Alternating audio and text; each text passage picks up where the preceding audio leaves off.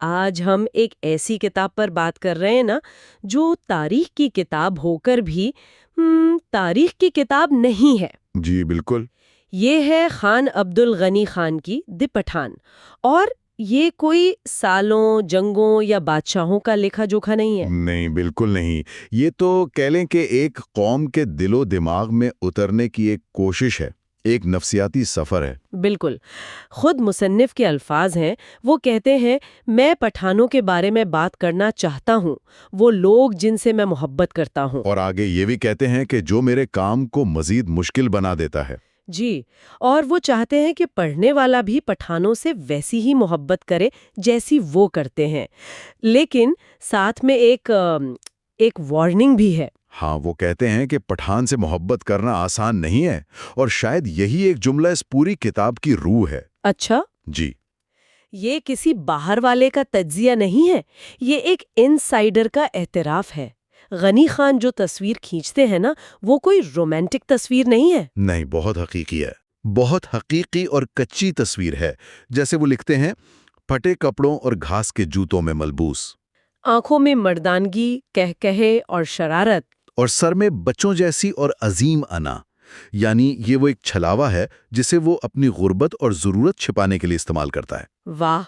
تو آج ہماری کوشش یہی ہوگی کہ ہم غنی خان کے قلم کے ذریعے پٹھان کے کردار کی اس پیچیدہ سادگی کو سمجھنے کی کوشش کریں۔ چلیں اس گتھی کو سلجھانے کی کوشش کرتے ہیں۔ تو سب سے پہلا سوال تو یہی آتا ہے کہ پٹھان ہے کون، ان کی اصلیت کیا ہے، اور جو سب سے مشہور نظریہ ہے جو ہر جگہ سننے کو ملتا ہے، وہ یہودی النسل ہونے کا۔ جی، بہت سے لوگ تو پٹھان کی وہ مخصوص ناک کی طرف اشارہ کرتے ہیں اور فوراً کہہ دیتے ہیں کہ یہ اسرائیل کے گمشدہ قبائل میں سے ایک ہیں۔ ہاں، اور غنی خان اس نظریے کو بڑے دلچسپ انداز میں دیکھتے ہیں۔ وہ مانتے ہیں کہ ٹھیک ہے، پٹھانوں کے اسلامی عقائد، انبیاء کے قصے، کچھ رسم و رواج، ان کو دیکھ کر یہ تاثر سمجھ میں آتا ہے۔ لیکن وہ کہتے ہیں کہ اگر آپ سطح سے نیچے اتریں، ان کی روح کو دیکھیں، ان کے بنیادی اصولوں کو سمجھیں، تو وہ یہودی روایات سے کئی زیادہ قدیم یونان کے اسپارٹنز جیسے ہیں۔ اسپارٹنز؟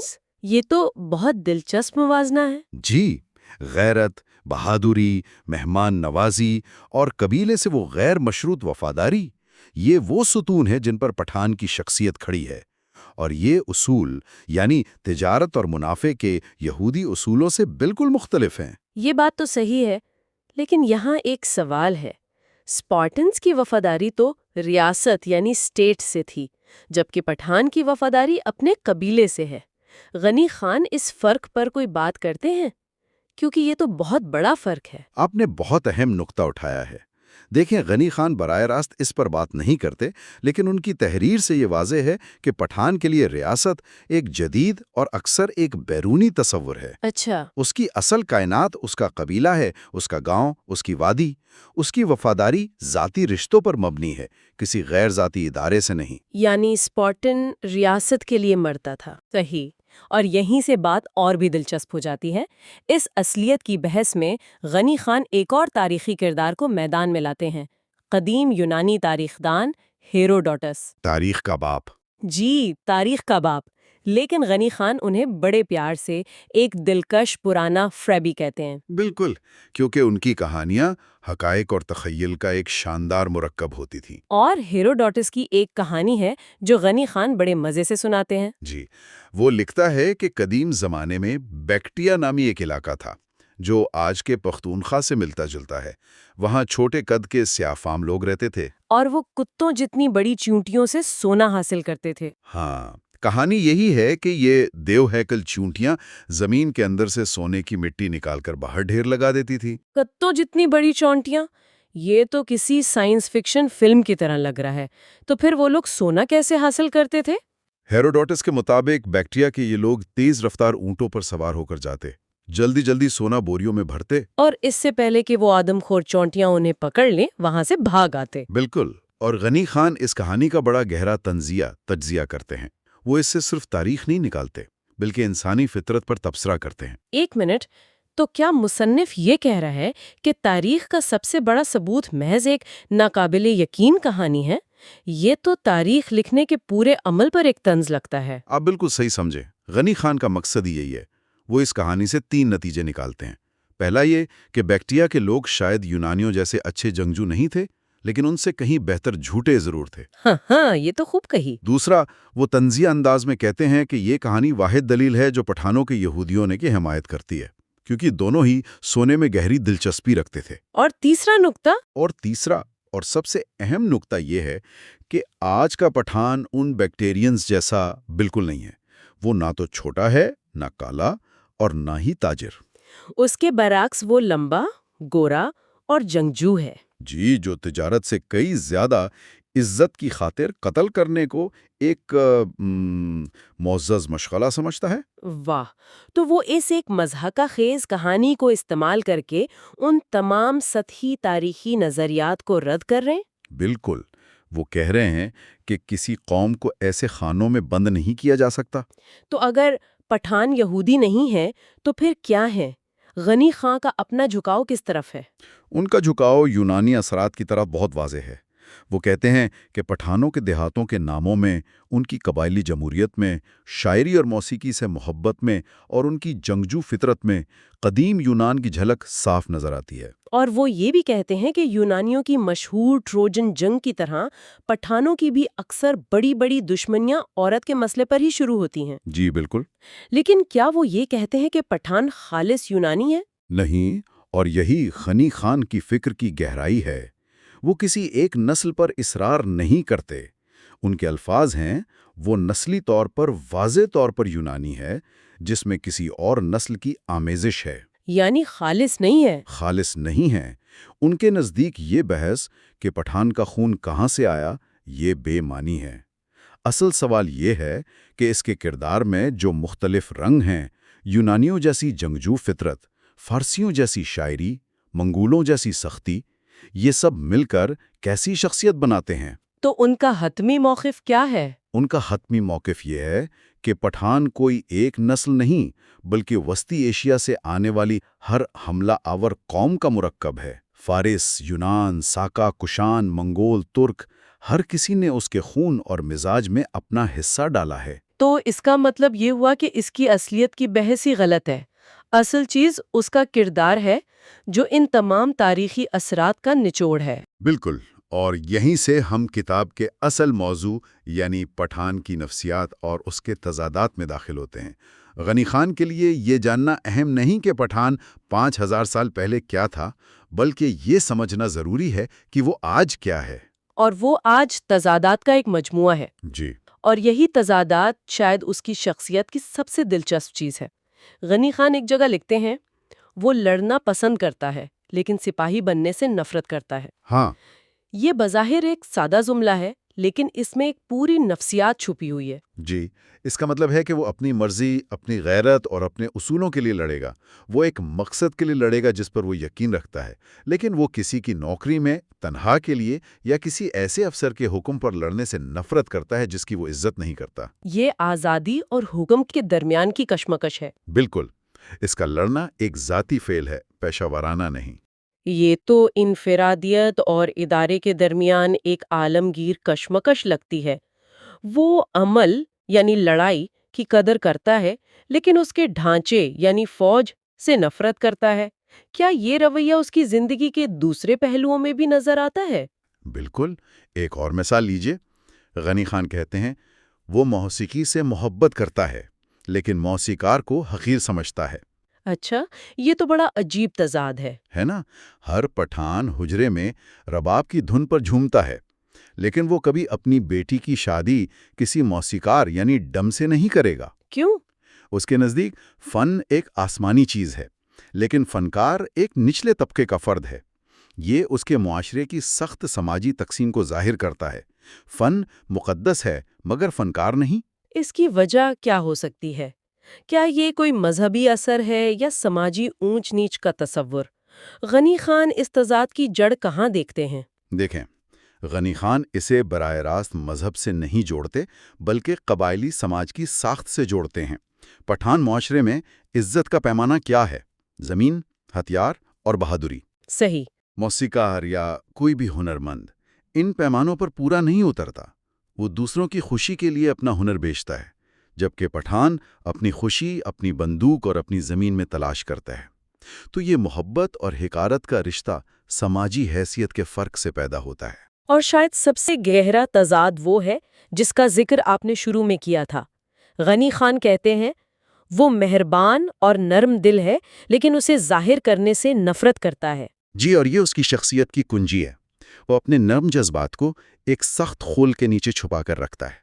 اس کا معاشرہ، اس کا ماحول جہاں ہر وقت بقا کی جنگ جاری رہتی ہے، وہاں نرمی کو، جذبات کے اظہار کو کمزوری سمجھا جاتا ہے۔ اچھا۔ وہ شدید محبت بھی کرے گا اور شدید نفرت بھی، لیکن اس کا اظہار عمل سے کرے گا، الفاظ سے نہیں۔ وہ اپنے دوست کے لیے جان دے دے گا، لیکن شاید کبھی زبان سے نہ کہے کہ وہ اس سے کتنی محبت کرتا ہے۔ یہ ایک سماجی زرہ بکتر ہے جو اس نے اپنی حفاظت کے لیے پہن رکھی ہے۔ یہ بات مجھے ذاتی طور پر بہت دلچسپ لگی کیونکہ یہ صرف پٹھانوں کی بات نہیں ہے۔ کئی ثقافتوں میں مردانگی کا یہی تصور ہے کہ جذبات کا اظہار کمزوری ہے۔ جی بالکل۔ لیکن غنی خان کا نقطہ نظر اس لیے منفرد ہے کہ وہ اسے براہ راست غربت، فخر اور مسلسل تنازعات کے ماحول سے جوڑتے ہیں، جو اسے ایک نیا زاویہ دیتا ہے۔ تو اس ساری بحث کا نچوڑ کیا ہے؟ غنی خان ہمیں کہاں لا کر کھڑا کرتے ہیں؟ اگر ہم اس سب کو سمیٹیں تو غنی خان کا بنیادی تھیسس یہ ہے کہ پٹھان کو کسی ایک نسلی، تاریخی یا جغرافیائی خانے میں بند نہیں کیا جا سکتا۔ اس کی شناخت اس کے خون یا نسل سے زیادہ اس کے مزاج، اس کے گرم خون اور اس کے اصولوں میں ہے۔ اور ان کا وہ ایک مشہور جملہ؟ جی، وہ جملہ جو اس پوری کتاب کا نچوڑ ہے، وہ نہ یہودی ہے نہ یونانی، بلکہ ایک جذباتی پڑوسی ہے جو ایک محبت کرنے والا دوست بھی بن سکتا ہے اور ایک جان لیوا دشمن بھی۔ وہ درمیانی راستہ نہیں جانتا، یہی اس کی سب سے بڑی خوبی اور سب سے بڑی خامی ہے۔ بالکل۔ تو آخر میں ہم وہیں واپس آتے ہیں جہاں سے شروع کیا تھا، پٹھان کی پیچیدہ سادگی پر۔ وہ سادہ ہے کیونکہ اس کے اصول واضح ہیں، غیرت، دوستی، دشمنی۔ لیکن پیچیدہ ہے کیونکہ یہی اصول اسے ایک ہی وقت میں انتہائی مہربان بھی بناتے ہیں اور انتہائی خطرناک بھی۔ جی، اس کی دنیا میں سرمئی رنگ یعنی گرے ایریا نہیں ہے، سب کچھ سیاہ اور سفید ہے۔ صحیح۔ وہ ایک ہی وقت میں ایک بچہ بھی ہے، ایک فلسفہ بھی اور ایک قاتل بھی۔ اور غنی خان کے مطابق اگر آپ اسے سمجھنا چاہتے ہیں تو آپ کو ان تمام حقیقتوں کو ایک ساتھ قبول کرنا ہوگا۔ اور یہیں پر ایک بہت گہرا اور خوبصورت سوال پیدا ہوتا ہے۔ کیا؟ ہم نے اب تک پٹھان کی جو تصویر دیکھی ہے وہ ایک سخت، اصول پرست، جنگجو اور اپنے جذبات چھپانے والے انسان کی ہے۔ تو پھر سوال یہ پیدا ہوتا ہے کہ ایک ایسی قوم جو بظاہر اتنی سخت ہو، وہ اتنی لطیف، اتنی گہری اور محبت بھری شاعری اور لوک گیت کیسے تخلیق کرتی ہے؟ اس کے دل کی یہ نرمی، یہ سوز و گداز کہاں سے آتا ہے؟ یہ اس کردار کا سب سے بڑا راز ہے نا؟ کہ ایک سخت خول کے اندر ایک نرم دل کیسے زندہ رہتا ہے۔ یہ تضاد صرف پٹھان کا نہیں بلکہ شاید انسانی فطرت کا بھی ہے۔ بالکل۔ غنی خان کا ماننا ہے کہ اس راز کی چابی پٹھانوں کے لوک گیتوں، ان کی عشقیہ داستانوں اور محبت کے تصورات میں چھپی ہے۔ اور اگلی بار جب ہم اس موضوع پر بات کریں گے تو ہم دیکھیں گے کہ وہ اس راز سے کیسے پردہ اٹھاتے ہیں۔ خوش آمدید۔ پچھلی بار ہم نے مصنف کے فراہم کردہ ذرائع کی بنیاد پر پٹھانوں کی تاریخ اور ان کی اصلیت پر بات کی تھی۔ آج ہم ایک بالکل مختلف دنیا میں قدم رکھ رہے ہیں، ان کے دل کی دنیا۔ ہم ان کے لوک گیتوں، محبت، شادی کی رواسمات کے ذریعے یہ سمجھنے کی کوشش کریں گے کہ ایک ایسا معاشرہ جو محبت کے سب سے خوبصورت گیت لکھتا ہے، وہی محبت کے نام پر جان لینے سے بھی کیوں نہیں ہچکچاتا۔ بالکل، اور مصنف کا مرکزی خیال وہ بھی یہی ہے کہ کسی قوم کی روح کو سمجھنا ہو تو اس کے آئین یا تاریخ کو نہیں بلکہ اس کے لوک گیتوں کو سنو۔ لیکن اس میں ایک شرط بھی تھی شاید۔ جی، ایک شرط پر، کہ وہ قوم اتنی سادہ اور فطرت کے قریب ہو کہ اپنے جذبات کو بغیر کسی بناوٹ کے پوری ایمانداری سے ظاہر کر سکے۔ اور مصنف کے مطابق پٹھان بالکل اسی معیار پر پورا اترتے ہیں۔ یعنی ان کے گیت ایک طرح سے ان کی روح کا آئینہ ہے، بے ساختہ، شدید جذبات سے بھرپور اور بنا کسی نقاب کے۔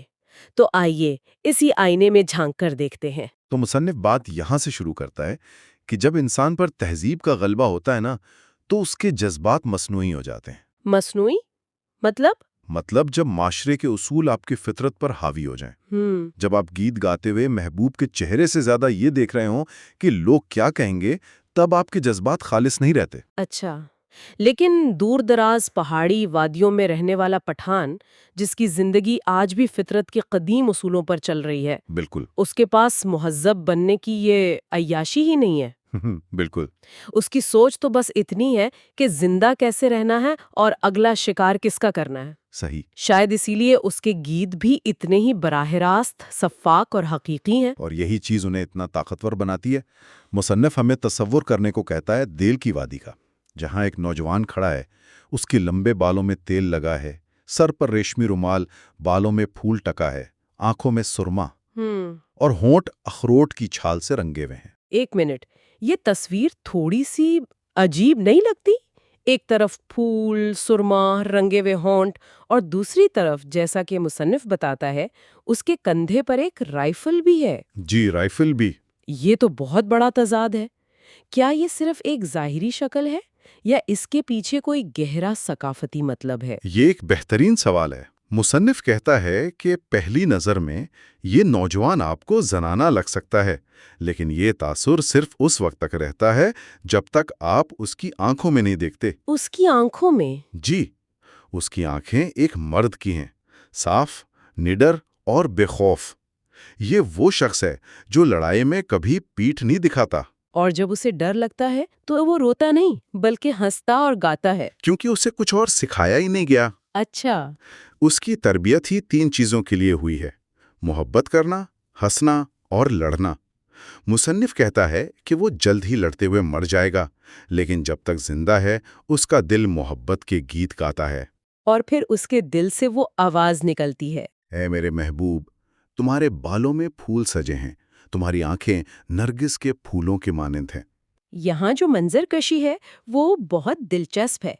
ये किसी शहरी शायर की तरह नहीं है जो ख्याली बातें कर रहा हो। नहीं, बिल्कुल नहीं। ये सब कुछ उसके माहौल से लिया गया है। पहाड़, फूल, फितरत।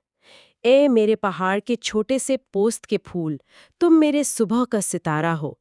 तुम्हारी हंसी आबशार है, तुम्हारी सरगोशी शाम की हवा। हर तशबीह उसकी अपनी दुनिया से है। वो ये नहीं कहेगा कि तुम्हारी आंखें सितारों जैसी हैं, क्योंकि उसने सितारों से ज्यादा नरगिस के फूल देखे हैं। उसकी मोहब्बत जमीन से जुड़ी हुई है। ए मेरे सेब के फूलों की शाख, किसने तुम्हारी आंखों में चांदनी घोल दी। ए मेरी छोटी तितली, आओ और मेरे दिल में रहो। और फिर इस मोहब्बत का जवाब भी इतना ही सादा और बराह रास्त है। हाँ, दरिया के पार से लड़की की आवाज आती है, जो बज़ाहिर तो अपने खेत के दरख्तों से बातें कर रही है, लेकिन पैगाम कहीं और जा रहा है। बिल्कुल।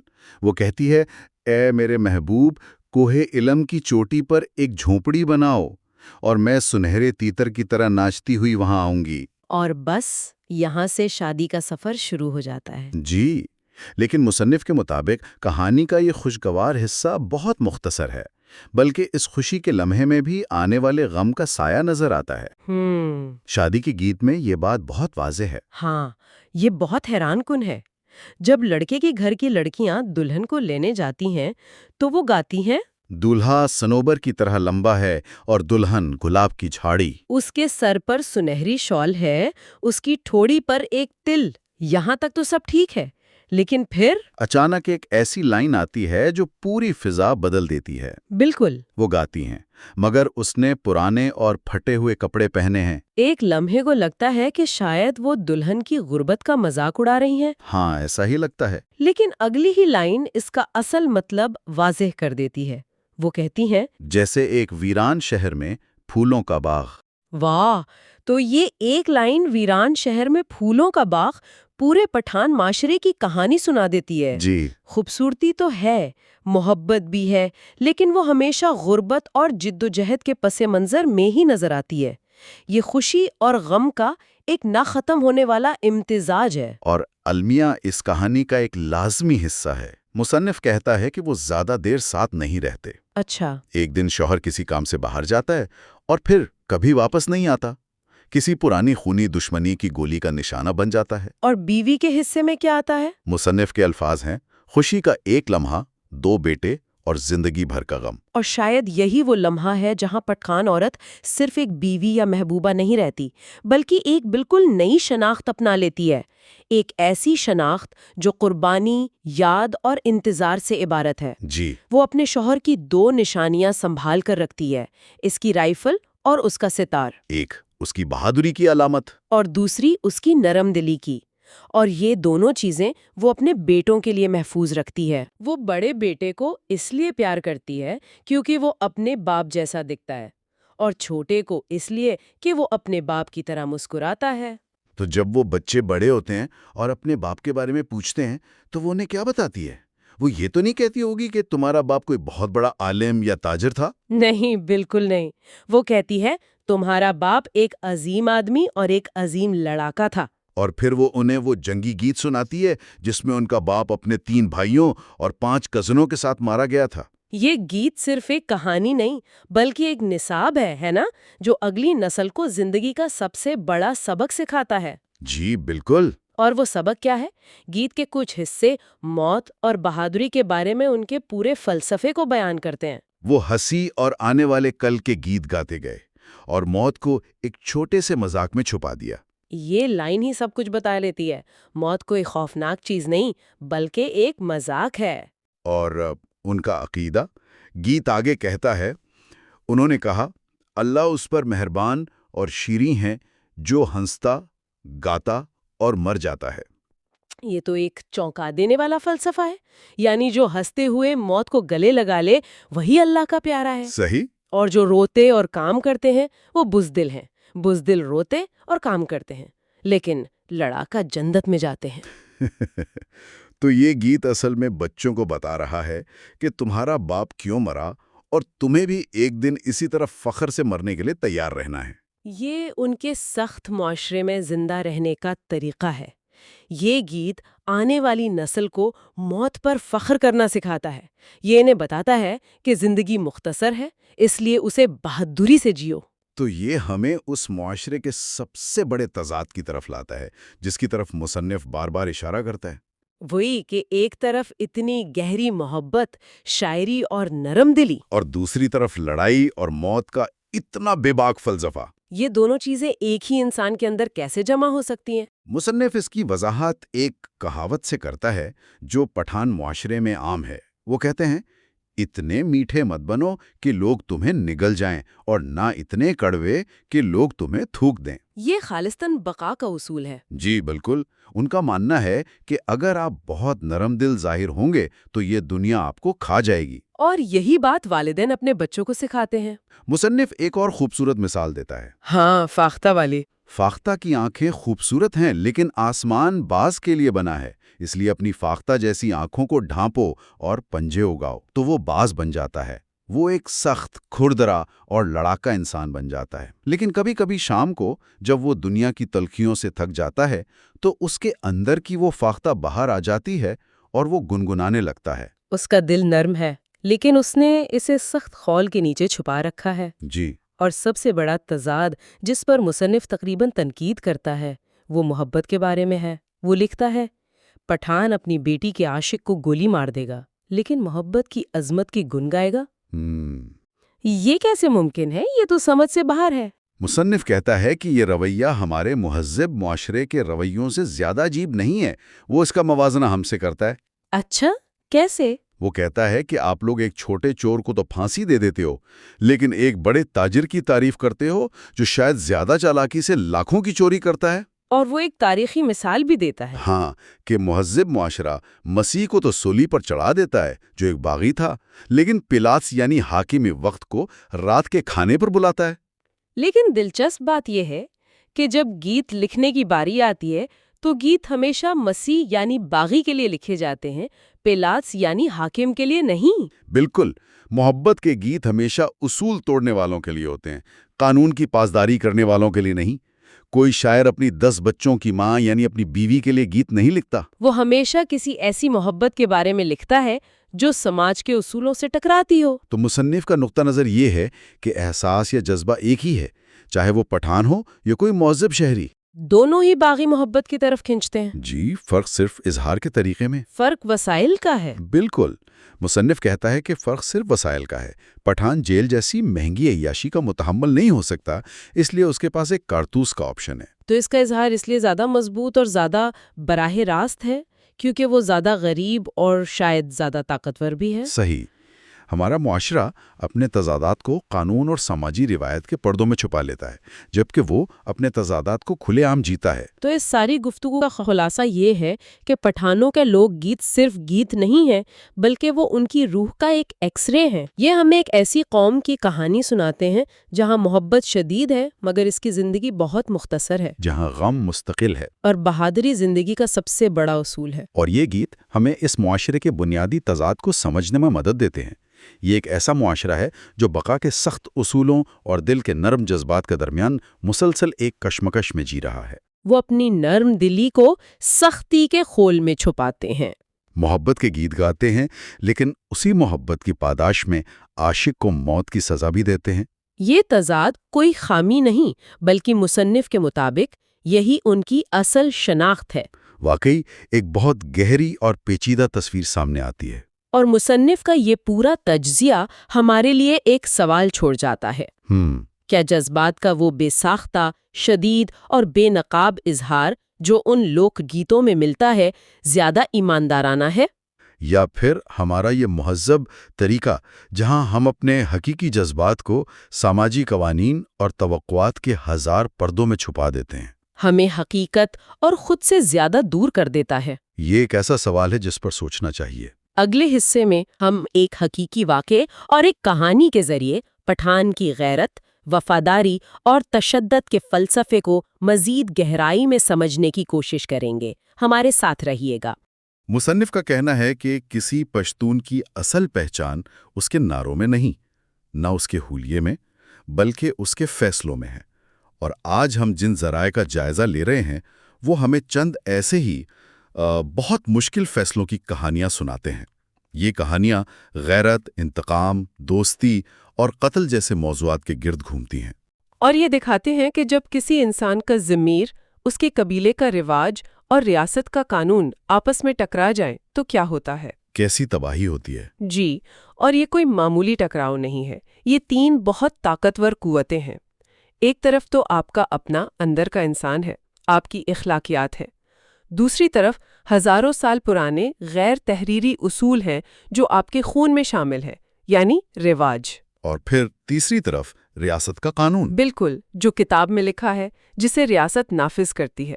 تو آج کی ہماری پوری گفتگو اسی تکون کے گرد گھومے گی کہ جب یہ تینوں طاقتیں ایک دوسرے کو کھینچتی ہیں تو فرد کا کیا حشر ہوتا ہے۔ چلے پھر اس کی سب سے بڑی مثال سے شروع کرتے ہیں، مرتضی خان کی کہانی۔ مصنف کے مطابق یہ ایک بہت ہی عجیب کردار تھا۔ ایک ہی شخص ڈاکو بھی اور خدائی خدمتگار تحریک کا کمانڈر بھی۔ جی، مصنف اس سے اپنی ملاقات کا ذکر کرتا ہے۔ سردیوں کی ایک رات آگ کے پاس بیٹھے ہوئے وہ کہتا ہے کہ مرتضی ایک دبلا پتلا سا آدمی تھا، چوڑا ماتھا اور آنکھوں میں ہر وقت ایک شک سا، اور کندھے پر ریوالور۔ ہاں، مصنف کا ایک جملہ ہے جو اس کردار کی پوری تصویر کھینچ دیتا ہے۔ وہ لکھتا ہے، بظاہر اسے کوئی اپنے کمرے میں بھی نہ گھسنے دیتا، لیکن میں نے اس کے لیے اپنا دروازہ اور دل دونوں کھول دیے، اور اس کی وجہ کیونکہ میں اسے جانتا تھا، میرا باپ اس کے باپ کو جانتا تھا اور میرا دادا اس کے دادا کو۔ یہ تعلق کی گہرائی ہے۔ جی، اور اسی بنیاد پر وہ گفتگو شروع ہوتی ہے۔ اور اسی تعلق کی بنیاد پر مصنف وہ سوال پوچھتا ہے جو شاید اس کے دل میں ایک عرصے سے کانٹے کی طرح چبھ رہا تھا۔ وہی سوال، مرتضی، تم نے اپنے بہترین دوست عطا کو کیوں قتل کیا؟ یہ سوال ہی اپنے آپ میں ایک پوری کہانی ہے نا؟ بالکل۔ اور مرتضی کا جواب اس پوری گتھی کو کھول دیتا ہے۔ وہ کہتا ہے، یہ میرے چچا کا کام تھا، وہ شخص جس سے میں تب بھی نفرت کرتا تھا اور آج بھی کرتا ہوں۔ یہاں سے اصل کہانی شروع ہوتی ہے۔ جی، مرتضی 12 سال سے مفرور تھا، ایک ڈاکو۔ اس کا چچا اس کی سرپرستی کرتا، دعوتیں، اسلحہ، سب کچھ دیتا، اور بدلے میں مرتضی اس کے دشمنوں کو دبا کر رکھتا تھا۔ ہاں، اور مرتضی سمجھتا تھا کہ یہ خاندانی محبت ہے، لیکن اصل میں وہ صرف استعمال ہو رہا تھا۔ اور پھر ایک شام اس کے چچا نے اسے بلایا اور ایک ڈرامہ شروع کر دیا۔ وہ رویا، مرتضی کے پاؤں پکڑ لیے، کیا کہا؟ کہا کہ عطا مجھے مارنے کی سازش کر رہا ہے، خاندان کی عزت خطرے میں ہے، مجھے بچا لو۔ لیکن مرتضیٰ نے تو انکار کر دیا ہوگا، عطا تو اس کا جگری دوست تھا۔ اس نے صاف انکار کر دیا۔ یہاں تک تو بات ٹھیک تھی، لیکن پھر وہ ہوا جو اکثر ایسی کہانیوں میں ہوتا ہے، جب مرد ناکام ہوتا ہے تو عورت کو آگے کیا جاتا ہے۔ اچھا، مرتضیٰ کی چچی میدان میں اتری۔ مصنف لکھتا ہے کہ وہ روئی نہیں، تو پھر اس نے کیا کیا؟ اس نے صرف گہری اداس آنکھوں سے مرتضیٰ کی طرف دیکھا اور ایک ایسا جملہ کہا جس نے مرتضیٰ کو توڑ کر رکھ دیا۔ کیا کہا اس نے؟ اس نے کہا، کیا تم اپنے باپ کے بھائی کو مرتے ہوئے دیکھو گے؟ تمہارا باپ عبداللہ کبھی کسی مشکل کام سے نہیں بھاگا، وہ خان پیدا ہوا، خان کی طرح جیا اور خان کی طرح مرا۔ اف، یہ تو سیدھا سیدھا جذباتی بلیک میلنگ کا شاہکار ہے۔ بالکل۔ باپ کی غیرت اور خاندانی نام کا واسطہ دے کر اسے ایک ایسے کام پر مجبور کیا جا رہا ہے جو اس کا ضمیر مان ہی نہیں رہا۔ یہی تو اس نظام کا سب سے خطرناک پہلو ہے۔ یہاں فرد کی دوستی، اس کے ذاتی جذبات، اس کی اپنی اخلاقیات، سب کچھ خاندانی فرض کے نام پر قربان۔ جی، مرتضیٰ کی دوستی اس کے قبیلے کے دباؤ کے نیچے دب کر رہ گئی۔ اس ایک جملے نے اسے یہ احساس دلایا کہ اگر اس نے انکار کیا تو وہ اپنے بہادر باپ کا بزدل بیٹا کہلائے گا، اور یہ داغ وہ برداشت نہیں کر سکتا تھا۔ نہیں کر سکتا تھا۔ اس نے حامی بھر لی۔ قتل کا طریقہ بھی بہت تکلیف دہ تھا۔ اس نے عطا سے کہا کہ چلو فلاں شخص کو مارنے چلتے ہیں۔ یعنی اپنے دوست کو دھوکہ دے کر ساتھ لے گیا۔ جی، راستے میں ایک چکی کے پاس اس نے اپنے ساتھی کو اشارہ کیا اور اس نے عطا کو گولی مار دی۔ اور پھر وہاں سے بھاگ گئے؟ ہاں، وہ بھاگے، اور یہ بات بہت اہم ہے۔ کیوں؟ جب مصنف نے پوچھا کہ تم کیوں بھاگے، تمہیں تو کوئی پکڑنے والا نہیں تھا، جی، تو مرتضیٰ کا جواب وہ اس کہانی کا اصل درد بیان کرتا ہے۔ اوکے۔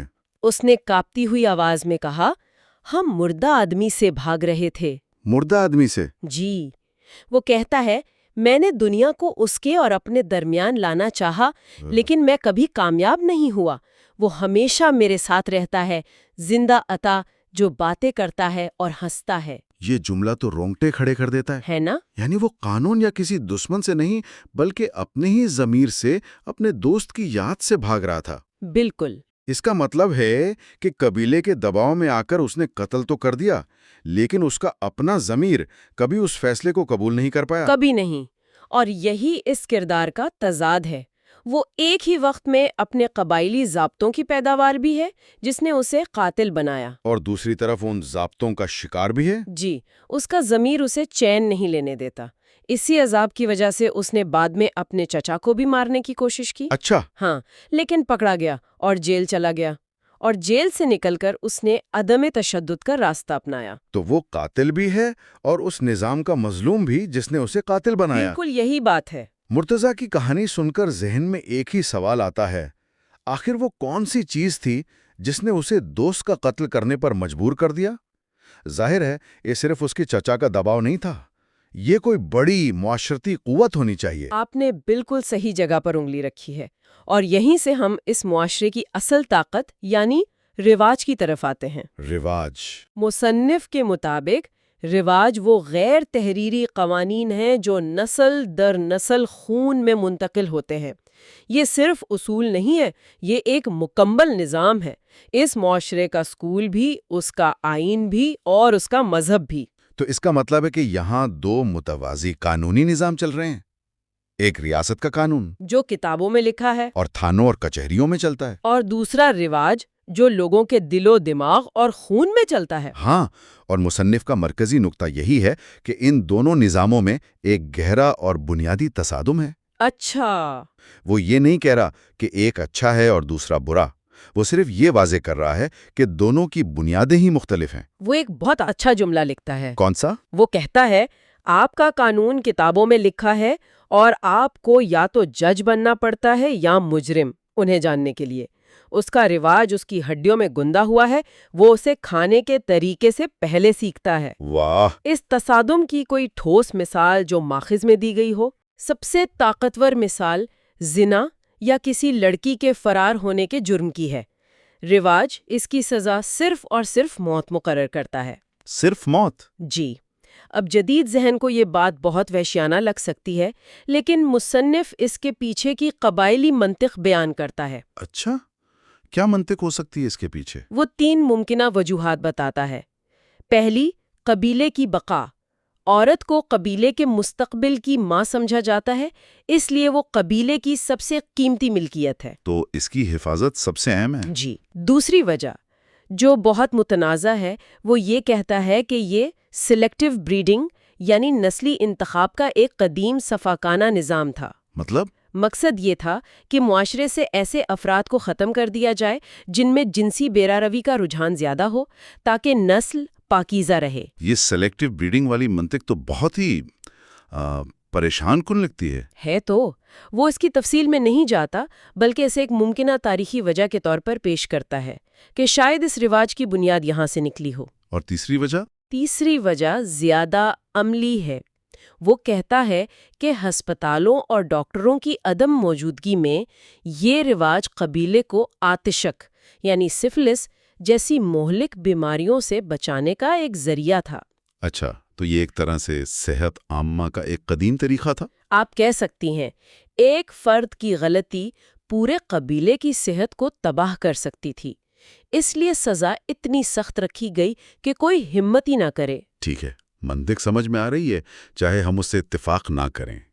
لیکن اصل مسئلہ تو تب پیدا ہوتا ہوگا جب یہ رواج ریاست کے قانون سے ٹکراتا ہے۔ اور وہیں سے اصل ڈرامہ شروع ہوتا ہے۔ مصنف لکھتا ہے کہ جب کوئی شخص اپنی بہن کے ساتھ زیادتی کرنے والے کو قتل کر کے فخر سے پھانسی کے پھندے کی طرف بڑھتا ہے تو جج کی نظر میں وہ ایک قاتل ہوتا ہے، لیکن اس کے اپنے لوگوں کی نظر میں وہ ایک ہیرو ہوتا ہے جس نے خاندان کی عزت بچائی۔ تو مصنف سوال کرتا ہے، کون صحیح ہے؟ یہ تو ایک ایسا سوال ہے جس کا کوئی آسان جواب نہیں۔ بالکل، اور مصنف یہاں ریاستی قانون کو چیلنج نہیں کر رہا۔ نہیں، ہرگز نہیں۔ وہ صرف یہ دکھا رہا ہے کہ جب قانون مقامی تہذیب، اقدار اور لوگوں کے خون میں رچے بسے اصولوں سے بالکل الگ تھلگ ہو تو انصاف ایک تصادم بن جاتا ہے۔ بالکل۔ یہ نو آبادیاتی دور میں بنائے گئے قانون اور مقامی اقدار کے ٹکراؤ کا ایک بے رحمانہ تجزیہ ہے۔ ایک نظام جسے جرم سمجھتا ہے، دوسرا اسے فرض سمجھتا ہے۔ اور اس تصادم کے بیچ میں فرد پس کر رہ جاتا ہے۔ اور یہ سارے موضوعات، غیرت، انتقام، دھوکہ اور قانون و رواج کا یہ ٹکراؤ ایک اور کہانی میں عملی طور پر سامنے آتے ہیں، شیر خان کی کہانی۔ جی۔ یہ بھی ایک دلچسپ کردار ہے، ایک کمزور اور دیندار باپ کا بیٹا جو خود بہت مضبوط، مغرور اور نڈر تھا۔ اس کا باپ مسجد میں رہتا تھا، لیکن شیر خان حجرے کی رونق تھا۔ اور اس کہانی کا دوسرا اہم کردار اس کا چچا دلیر خان ہے، خوش مزاج، مہمان نواز، لیکن اندر سے حاسد اور سازشی۔ اسے اپنے کزن قربان خان سے حسد تھا۔ جی، جو جیل سے رہا ہو کر گاؤں واپس آیا تھا اور اپنی شرافت کی وجہ سے بہت مقبول ہو رہا تھا۔ تو دلیر خان کو اپنا اثر و رسوخ خطرے میں نظر آنے لگا۔ اور اس نے وہی کیا جو مرتضیٰ کے چچا نے کیا تھا، ایک نوجوان کے جذبات کو اپنے مقصد کے لیے استعمال کیا۔ اس نے شیر خان کو اپنے دادا کی بہادری کے جھوٹے قصے سنائے اور یہ یقین دلایا کہ قربان خان نے اس کے دادا کی بے عزتی کی تھی۔ یعنی اس نے نوجوان شیر خان کو غیرت اور انتقام پر اکسایا۔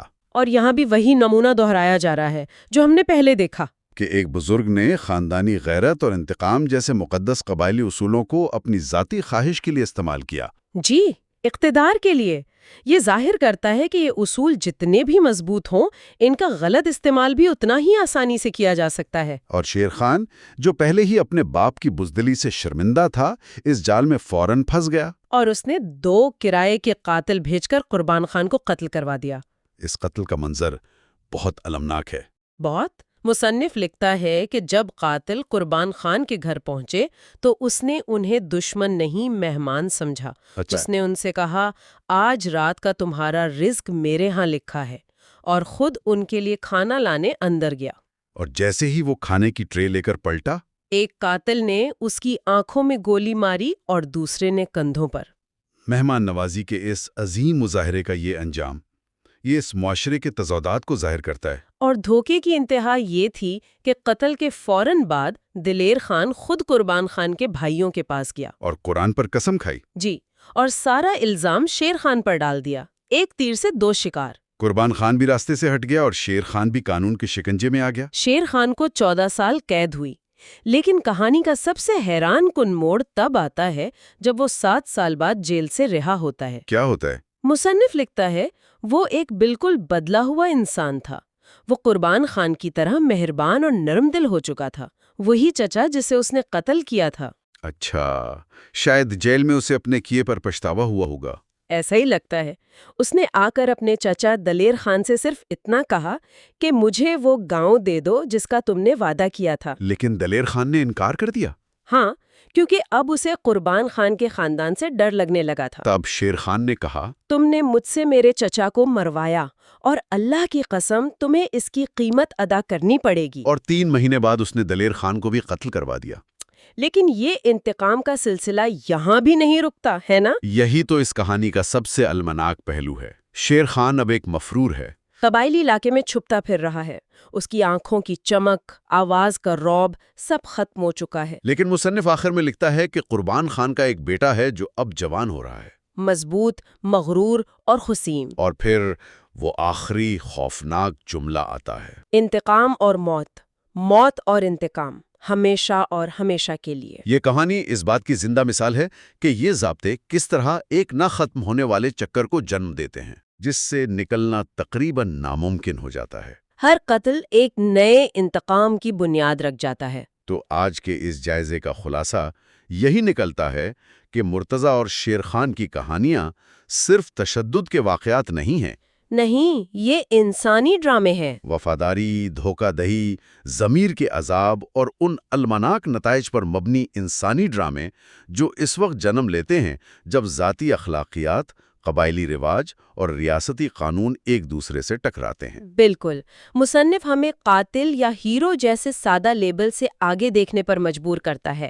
وہ ہمیں دکھاتا ہے کہ ان شدید معاشرتی دباؤ کے تحت کیے گئے فیصلے ہی کسی ثقافت کا اصل اور اکثر متضاد چہرہ ہوتے ہیں۔ جہاں ریاست کا قانون ایک جرم دیکھتا ہے، وہیں ثقافت ایک فرض کی تکمیل دیکھ سکتی ہے۔ اور اس کشمکش میں انسان کی اپنی ذات کہیں کھو جاتی ہے۔ تو آخر میں یہ سوال باقی رہ جاتا ہے کہ جب کوئی فرد ایک ایسے قانون کے بیچ پھنس جائے جس کی وہ دل سے عزت نہیں کرتا، اور ایک ایسے رواج کے بیچ جس سے وہ بھاگ نہیں سکتا، تو حقیقی انصاف کی تلاش کہاں ختم ہوتی ہے؟ یہ بہت گہرا سوال ہے۔ اسی سوال پر غور کرنے کے لیے چھوڑتے ہوئے ہم اگلے اور آخری حصے کا تعارف کرواتے ہیں، جہاں ہم پشتون زندگی کے دیگر ستونوں جیسے رسم و رواج، مذہب، جادو اور مستقبل کے بارے میں ان کے تصورات پر بات کریں گے۔